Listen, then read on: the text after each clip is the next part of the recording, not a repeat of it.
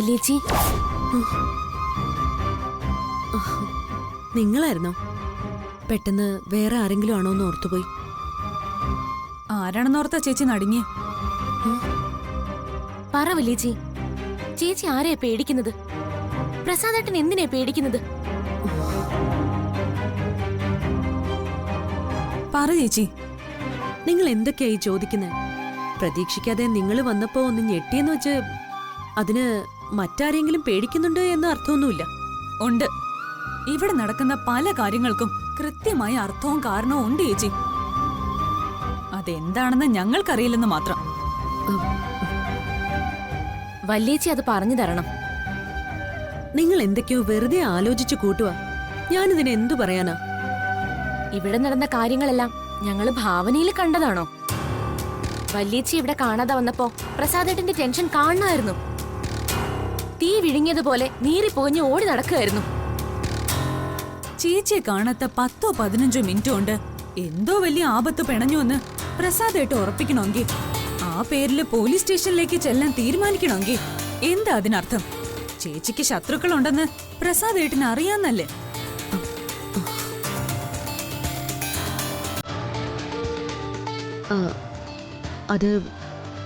അത് പിന്നെ കാണാതെ വന്നപ്പോ ആർക്കായാലും ടെൻഷനാവില്ലേ? അതിന് ചേച്ചി കൊച്ചുകുട്ടിയൊന്നുമല്ലല്ലോ. ക്ഷേത്രത്തിലോ പുറത്തോ മറ്റെവിടെ വേണമെങ്കിലും യാത്ര ചെയ്യാനുള്ള പ്രായവും പക്വതയുള്ള ഒരു സ്ത്രീയല്ലേ? വല്യേച്ചി ക്ഷേത്രത്തിൽ പോയതായിരുന്നു എന്ന് പറഞ്ഞിട്ട് പോലും എന്തോ വലിയ തെറ്റ് ചെയ്തെന്ന പോലെയല്ലേ ചെകിട്ടത്തടിക്കാൻ നോക്കിയത്. ചേച്ചി എന്നിട്ടും ഒരക്ഷരം വാർത്ത് പറഞ്ഞതുമില്ല. എന്തോ വലിയ തെറ്റ് കാട്ടിയെന്ന ഭാവത്തിൽ നിന്നും. ഭാര്യ ഭർത്താക്കന്മാർക്കിടയില് പല പ്രശ്നങ്ങളും ഉണ്ടാവും. വഴക്കും അടിയും ഒക്കെ ദാമ്പത്യ ജീവിതത്തിന്റെ ഒരു ഭാഗം തന്നെയാണ്. അരുതി, നീയും മുരളിയായിട്ട് തന്നെ എന്തൊക്കെ വഴക്ക് നടന്നിരിക്കുന്നു. ആ സന്ദർഭമൊക്കെ വേറെയാ. ചേച്ചിയും പ്രസാദേട്ടനൊന്നും ഞങ്ങളുടെ കാറ്റഗറിയിൽ പെട്ടവരല്ല. ആവശ്യമില്ലാത്ത ഒരു സംസാരം പോലും നിങ്ങൾക്കിടയിൽ ഉണ്ടായിട്ടില്ല. വഴക്കോ ബഹളോ ഇന്ന് വരെ ഞങ്ങൾ കണ്ടിട്ടുമില്ല. എന്നിട്ടും പിന്നെ നിങ്ങൾക്കിടയിൽ എന്താ സംഭവിച്ചത്? വല്യേച്ചി അത് പറയേ. പറ ചേച്ചി, മറച്ചു വെക്കാതെ പറയേ. പരസ്പരം ഒന്നും മറച്ചു വെക്കാത്തവരല്ലേ നമ്മള്. അത്രയ്ക്ക് ആഴത്തിൽ അറിയുന്ന കൂടപ്പിറപ്പുകൾ. പറയാനും മാത്രം ഒന്നുമില്ല, മറച്ചു വെക്കാനും ഒന്നുമില്ല. സത്യം. വാ, ഭക്ഷണം കഴിക്കാം.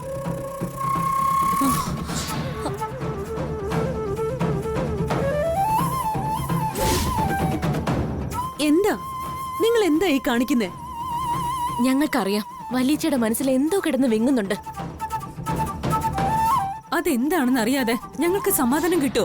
ഒരിക്കലുമില്ല. അത് നിങ്ങള് ഇനി ഒരു അക്ഷരം കള്ളം ആവരുത്. കള്ളം പറയരുത് പ്ലീസ്. ചേച്ചി ഞങ്ങളുടെ നെറുകയിലാ തൊട്ടിരിക്കുന്നത്. അതിന്റെ അർത്ഥം അറിയാലോ. ഞങ്ങളെ പിടിച്ച ആണയിട്ട വല്യേച്ചി സംസാരിക്കുന്നത്. പറയുന്നതൊക്കെ സത്യമാണെന്ന്. എന്തിനാ ഇങ്ങനെ മനസ്സിൽ അടക്കി പിടിച്ച് ചേച്ചി ഇങ്ങനെ വിഷമിക്കുന്നേ? പറ, എന്താ ഞങ്ങളുടെ ചേച്ചിയുടെ മനസ്സില്?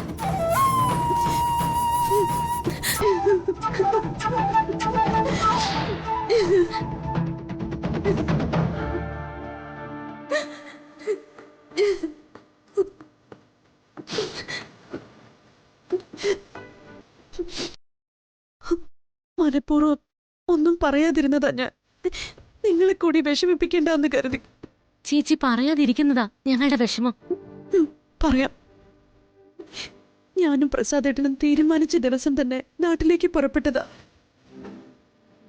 പക്ഷെ വഴിയിൽ വെച്ച് ഒരു സംഘം ആൾക്കാര് ഞങ്ങളെ പിന്തുടർന്ന് വന്നു.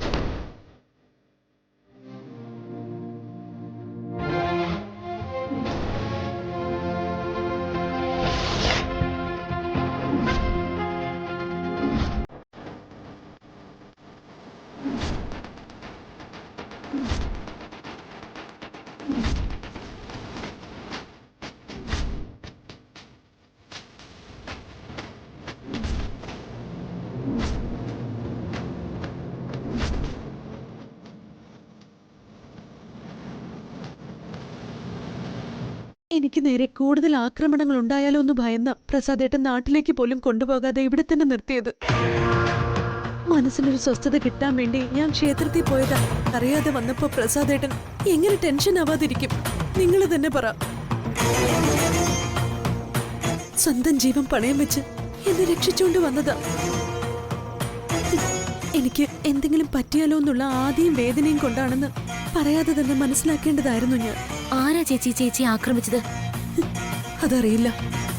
പക്ഷെ അവരെ അയച്ചത് മേഘനാഥനായിരിക്കുമെന്ന കാര്യത്തിൽ തീർച്ചയാണ്. വല്യേച്ചിയും പ്രസാദേട്ടനും ബഹുമാനിക്കുന്ന നാഥൻ സാർ തന്നെയാണ് അവരെ വേട്ടയാടിയ മേഘനാഥനെന്ന് ഞാൻ എങ്ങനെയാ പറയാ? ചേച്ചി, നമുക്ക് എല്ലാ കാര്യങ്ങളും പ്രസാദേട്ടനോട് തുറന്നു പറഞ്ഞാലോ? അതല്ലേ നല്ലത്? വേണ്ട, അത് പാടില്ല മോളെ. ആരാണ് ശത്രുവെന്ന് തിരിച്ചറിയാഞ്ഞിട്ട് പോലും സ്വന്തം ജീവൻ പണയം വെച്ച് പ്രസാദേട്ടൻ എന്റെ കൂടെ നിന്നു. അങ്ങനെയുള്ളൊരു മനുഷ്യനെ അറിഞ്ഞുകൊണ്ട് കുരുതി കൊടുക്കുന്നത് പോലെയാവും നമ്മളെല്ലാം അറിയിക്കുന്നത്. എന്നാലും ചേച്ചി, പാടില്ല മോളെ. ഈ കുടുംബം നമുക്ക് ആശ്രയവും അഭയവും തന്നു. പക്ഷെ മേഘനാഥനെ പോലെ മനസാക്ഷിയില്ലാത്തൊരു ശത്രുവിനെ നേരിടാനുള്ള ഒരു ഉറപ്പ് ഈ വീടിന്റെ അസ്ഥിവാരത്തിനില്ല. മേഘനാഥൻ ഈ കുടുംബം കുളം തോണ്ടാനും മടിക്കില്ല. നമ്മളായിട്ട് അതിന് കാരണക്കാരായിക്കൂടാ. വാക്ക് തരണം എനിക്ക്. നമ്മുടെ കഥകളൊന്നും പ്രസാദേട്ടനോ അനിയന്മാരോ അറിയാൻ പാടില്ല എന്ന് ഒരിക്കലും. നിങ്ങളെ വിശ്വസിച്ച് ഞാൻ എല്ലാം പറഞ്ഞത് ഈ കുടുംബത്തിന്റെ നാശത്തിന് കാരണമാവരുത്. പറയില്ലെന്ന് വാക്കുതാ തരാൻ.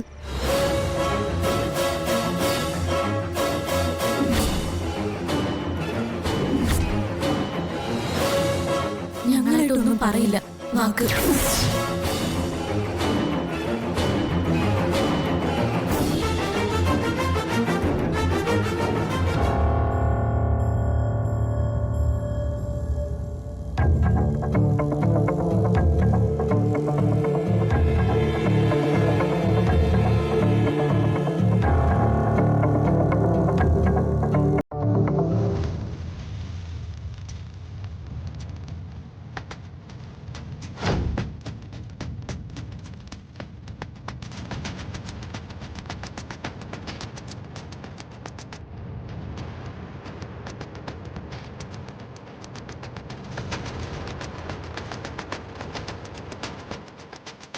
നിങ്ങളെന്താ ഇവിടെ?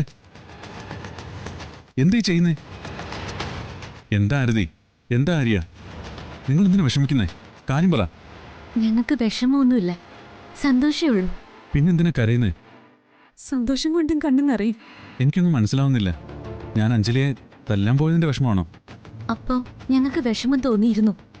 വല്യേച്ചിയുടെ ദേഹത്ത് ആരെങ്കിലും ഒരു നുള്ളു പൂഴി വാരിയിട്ടാലും ഞങ്ങൾക്ക് സഹിക്കില്ല. അങ്ങനെയുള്ള ഞങ്ങളുടെ മുമ്പിൽ വെച്ച് പ്രസാദേട്ടൻ വല്യേച്ചിയെ അടിക്കാനാഞ്ഞപ്പോ സഹിക്കാൻ കഴിഞ്ഞില്ല. അതാ ചേച്ചിയോട് തന്നെ അതിന്റെ കാര്യം ചോദിക്കാന്ന് കരുതിയത്. ചേച്ചി പറഞ്ഞുവല്ല, എല്ലാം പറഞ്ഞു ഞങ്ങളോട്. ഇത്രയും നാള് ഞങ്ങൾ ഓർത്തിരുന്നത് ഈ ലോകത്ത് വല്യേച്ചിയെ ഏറ്റവും കൂടുതൽ ഇഷ്ടപ്പെട്ടിരുന്നത് ഞങ്ങളാണെന്നാ. പക്ഷേ ഇന്ന് മനസ്സിലായി അത് പ്രസാദേട്ടനാണെന്ന്. സ്വന്തം ജീവൻ കൊടുക്കാനും തയ്യാറായില്ലേ? സ്വയം രക്ഷപ്പെട്ട് ഓടാൻ അവസരം ഉണ്ടായിട്ടും വിട്ടുകളയാതെ ചേർത്ത് പിടിച്ചില്ലേ? എത്ര നന്ദി പറഞ്ഞാലോ മതിയാവ്.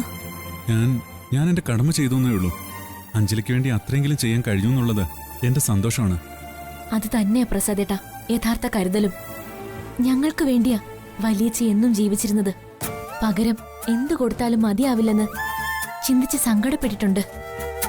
ചേച്ചിയുടെ ജീവിതത്തെ പൊതിഞ്ഞു പിടിക്കാൻ, സംരക്ഷിക്കാൻ ആത്മാർത്ഥതയും കൂറുള്ള ഒരാൾ വരണമെന്ന് ആഗ്രഹിച്ചിട്ടുണ്ട്, പ്രാർത്ഥിച്ചിട്ടുണ്ട്. പക്ഷേ ഇത്രയും നല്ലൊരാളെ കിട്ടുമെന്ന് ഞങ്ങൾ പ്രതീക്ഷിച്ചതേയില്ല. എല്ലാ കാര്യങ്ങളും നിങ്ങൾ വിചാരിക്കുന്ന പോലെ അല്ല കേട്ടോ. നിങ്ങൾക്കറിയാത്ത പല കാര്യങ്ങളും ഉണ്ട്. ആയിക്കോട്ടെ, എന്നാലും പ്രസാദേട്ടൻ എന്നും അഞ്ജലി ചേച്ചിയുടെ കൂടെ ഉണ്ടാകില്ലേ? നിങ്ങൾ വിചാരിക്കുന്ന പോലെ ഞാൻ അഞ്ജലിയെ താലികെട്ടിയ ഭർത്താവൊന്നുമല്ല കുട്ടികളെ. ഈ കരാർ കാലാവധി എന്നുവരെ ഉണ്ടാവുന്ന പോലും നിശ്ചയമില്ല. പ്രസാദേട്ടാ, ചേച്ചിയുടെ കൂടെ ഉണ്ടാവില്ലേ എന്നും? അഞ്ജലി ആഗ്രഹിക്കുന്ന കാലം വരെ ഞാൻ ഉണ്ടാവും. താങ്ങായും തണലായും കൂടെ തന്നെ. അതുപോരെ? മതി, വാക്ക് താൻ ഞങ്ങൾക്ക്. അതെ, വാക്ക് തരണം. വാക്ക് ഞാനായിട്ട് അഞ്ജലി വിട്ടു പോകില്ല, എന്നും കൂടെ ഉണ്ടാവും. താങ്ക് യു പ്രസാദ് ഏട്ടാ. ഒത്തിരി താങ്ക്സ്. ഇനി ഞങ്ങൾക്ക് സമാധാനമുണ്ട്. ആരൊക്കെ ഇല്ലെങ്കിലും ചേച്ചിയെ സംരക്ഷിച്ചു പിടിക്കാൻ പ്രസാദേട്ടന്റെ കൈകളുണ്ടല്ലോ.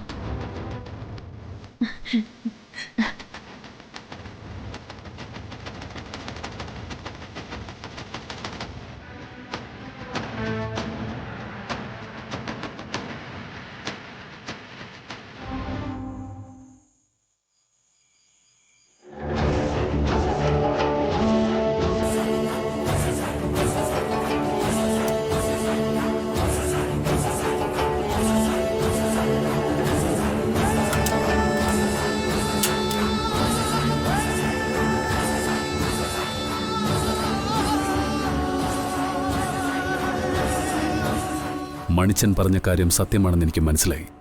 നീ എവിടേക്കും പോയിട്ടില്ല. ആരും കാണാതെ, ആരെയും അറിയിക്കാതെ, പ്രതികാരത്തിന്റെ കണക്ക് പുസ്തകവുമായി നീ ഇവിടെ തന്നെ എവിടെയോ ഉണ്ട്, എന്നെ നശിപ്പിക്കാൻ. ഒരു കാര്യം നീ മറക്കരുത്, നിന്റെ ജീവൻ എടുത്തവൻ മാത്രമല്ല ഞാൻ, നിന്റെ കുഞ്ഞിന് ജീവൻ കൊടുത്തവൻ കൂടിയാണ് ഞാൻ. നമ്മുടെ സ്വന്തം മകൻ ഈ ലോകത്തെവിടെയോ ജീവിച്ചിരിപ്പുണ്ട്. അതുകൊണ്ട് ഇന്ന് 2 ലോകത്തിരുന്ന് നമ്മൾ പരസ്പരം യുദ്ധം ചെയ്തിട്ട് ഒരു ലാഭവുമില്ല. നഷ്ടങ്ങളല്ലാതെ. എന്റെ കയ്യിൽ രാധയുടെ ജീവിതം ഭദ്രമായിരിക്കും. പകരം ഞാൻ നിനക്കൊരു വരം തരാൻ തയ്യാറാ. മോക്ഷം. ഈ നശിച്ച ലോകത്ത് നിൽക്കേണ്ടവളല്ല നീ. നിന്റെ മോക്ഷത്തിന്റെ വാതിൽ ഞാൻ തുറന്നു തരും. ഈ കൈകൊണ്ട്. എങ്ങനെയെന്നല്ലേ? നിന്റെ ശ്രാദ്ധമൂട്ട് ചടങ്ങ് ഞാൻ നടത്തും, നിനക്ക് മോക്ഷം കിട്ടാൻ. വാസ്തവത്തിൽ നമ്മുടെ മകനാണത് നടത്തേണ്ടത്. നിന്റെ നിർഭാഗ്യത്തിന് അവൻ എവിടെയാണെന്ന് എനിക്കറിയില്ല. പകരം ഞാൻ നടത്തുക ചടങ്ങ് ഈ മേഘനാഥൻ നടത്തും, നിനക്ക് വേണ്ടി. നിന്നെ അവസാനിപ്പിച്ച ഈ കൈകൊണ്ട് തന്നെ നിന്റെ ബലിയിടൽ ചടങ്ങ് നടത്തി ഞാൻ പ്രായശ്ചിത്തം ചെയ്യാൻ തീരുമാനിച്ചു. ഇനിയെങ്കിലും നീ എന്റെ വഴിയിൽ തടസ്സങ്ങൾ സൃഷ്ടിക്കരുത്, പ്ലീസ്.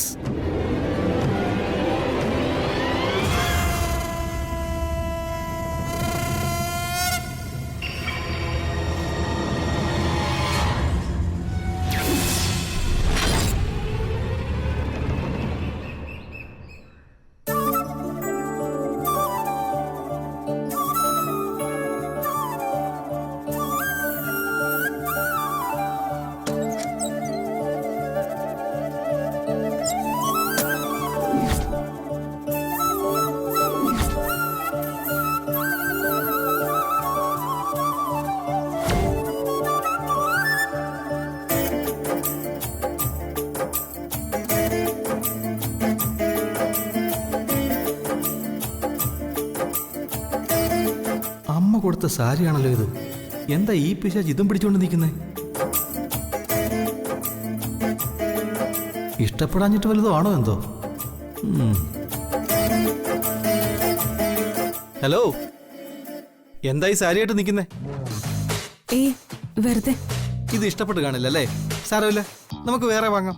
വേറെ വാങ്ങാനോ? ഇതിന് പകരം വെക്കാൻ പറ്റുമോ? വേറെ ഏത് സാരി വാങ്ങിയാലും. അതെന്താ, സ്വർണം കെട്ടിച്ചാണോ ഈ സാരി?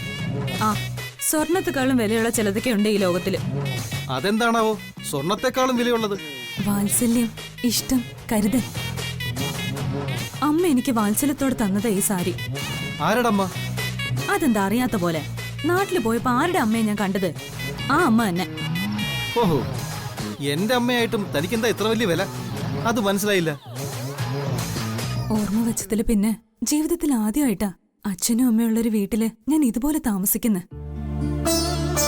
ആ അച്ഛന്റെ തണല്, ആ അമ്മയുടെ വാത്സല്യം, അതൊക്കെ അറിഞ്ഞും അനുഭവിച്ചും ഒരു കുടുംബത്തിൽ ജീവിച്ചത് ഞാനത് എന്തുമാത്രം ആഗ്രഹിച്ചിട്ടുണ്ടെന്നറിയോ?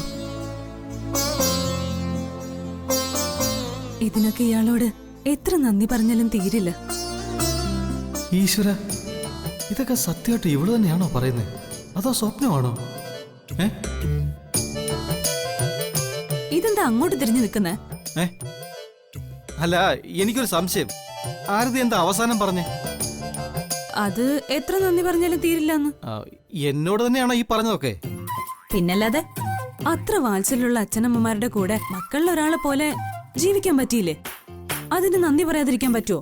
ആ, അതിന് പ്രത്യേകിച്ച് നന്ദിയുടെ ആവശ്യമൊന്നുമില്ല. എന്റെ ഭാര്യയായി ജീവിക്കാൻ തയ്യാറായ സ്ഥിതിക്ക് ഇനി ഇതിനേക്കാൾ നല്ല കാര്യങ്ങൾ നിനക്ക് കിട്ടുമെന്ന് മാത്രം മനസ്സിലാക്കിയാൽ മതി. Hello, excuse me. യെസ്. ആരുടെ ഭാര്യയായി ജീവിക്കുന്നേ? എന്റെ ഈ മുരളിയുടെ. എന്റെ തന്നെ. അയ്യടാ, ഒരു മുരളിയുടെ ഭാര്യ പദവി. ഏ? നിങ്ങൾ എന്താ വിചാരിച്ചേ?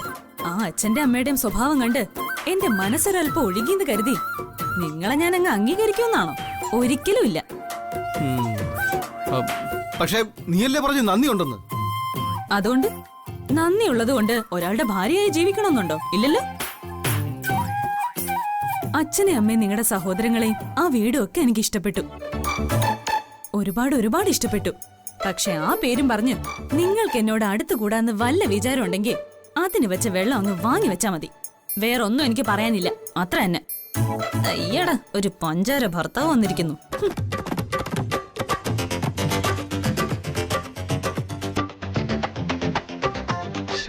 ഈ പിശാചിനോട് ഗുണവും പറ്റില്ല ദോഷവും പറ്റില്ല. എന്റെ ഈശ്വര.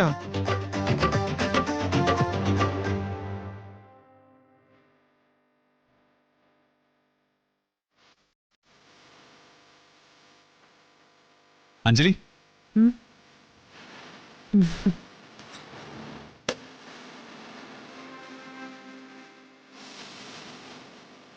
ദാ, ഇതങ്ങ് പിടിച്ചോ. എന്താ ഇത്? നോക്കിയാ അറിയാലോ. സർപ്രൈസ് ആണോ? ഉം.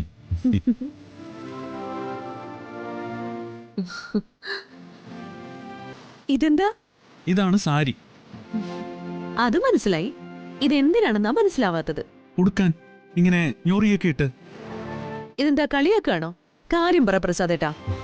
നാട്ടിൽ നിന്ന് എൻ്റെ അമ്മ വാങ്ങിച്ച് തന്നയച്ചതാ കൊച്ചേ. അഞ്ജലി മോക്ക് കൊടുത്തേക്കണമെന്ന് പ്രത്യേകം പറഞ്ഞു.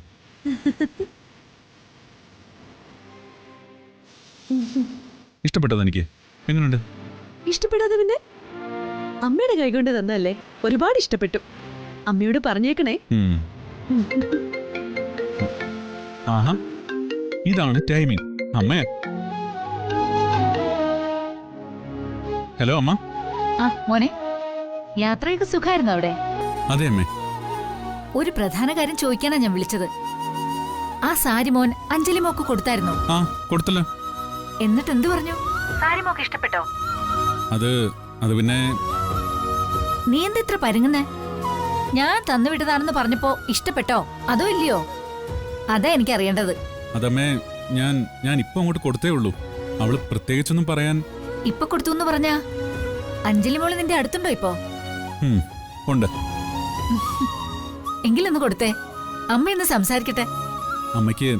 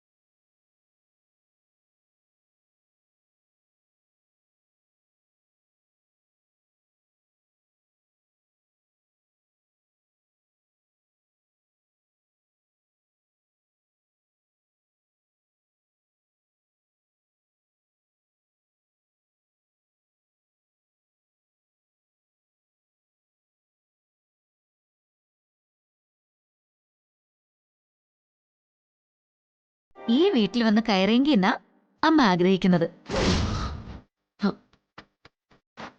അല്ല, ഞാൻ എന്റെ ആഗ്രഹം തുറന്നു പറഞ്ഞേ ഉള്ളൂ. അവനും അത് ആഗ്രഹിക്കുന്നുണ്ടെന്ന് എനിക്ക് ഉറപ്പാ. മോൾ ഇപ്പൊ ഒരു മറുപടി പറയണ്ട. സാവകാശം ആലോചിച്ചു പറഞ്ഞാ മതി. ഫോൺ മോള് പ്രസാദിന്റെ കയ്യിൽ കൊടുക്ക്. ശരി, കൊടുക്കാം. പറയാമേ. ആ മോനെ, അമ്മ അഞ്ജലിയോട് നിങ്ങളുടെ വിവാഹത്തെക്കുറിച്ച് പറഞ്ഞു. നിനക്ക് അവളെ കല്യാണം കഴിക്കാൻ ഇഷ്ടമാണെന്ന് അമ്മയ്ക്കറിയാം. ഇനിയിപ്പോ നേരിട്ട് പറയാൻ താമസിച്ചിട്ട് അത് കിട്ടാതെ പോയാലോ? സാരമില്ല, അവള് നല്ലൊരു മറുപടി തന്നെ നൽകുന്ന അമ്മയുടെ പ്രതീക്ഷ. അപ്പൊ ഞാൻ വിളിക്കാം. ഇപ്പൊ ഫോൺ വെക്കുക കേട്ടോ.